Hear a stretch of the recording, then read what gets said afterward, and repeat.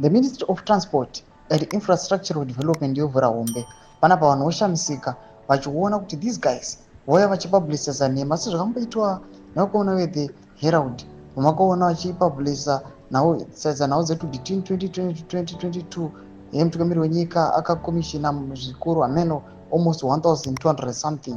Right now vouya zvekare vachiburitsa mashoko emanyepo ekuti right now the contractors vari kushanda kuVictoria Falls Road. Sana pena mashoko abudanyirwa pana rubo subscribe like out on the bell icon. Crime watch no expose chiti.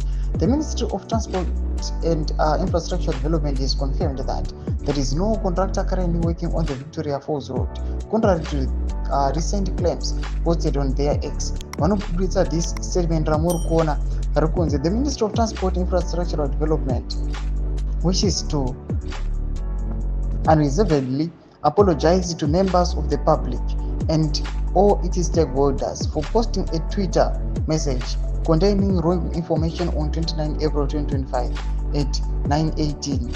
The Twitter message tagged a story published on 28 April 2025 by the Herald Online, which was headlined Victoria Falls Contractors on Site. The ministry acknowledges that no contractors is on site as the tender process is still ongoing. Domashwa mudanyirwa panapa muthis statement roburitsiwa panguva ino pari kuonekwa this post inoishwa nethe Ministry of Transport ichiti aiwa pane vakomana aiwa who are working aiwa macontractors vari kushanda paThe Victoria Falls Road. Inozivikanwa kuti aiwa the Victoria Falls Road aiwa yatova dangerous hameno kuti matourists vanenge vachiuya vachizoona aiwa matourist attracting areas vanenge vachifamba nepe. After several pictures akatendera pasocial media tichiona varungu vachitorwa mapictures vari mumapotholes.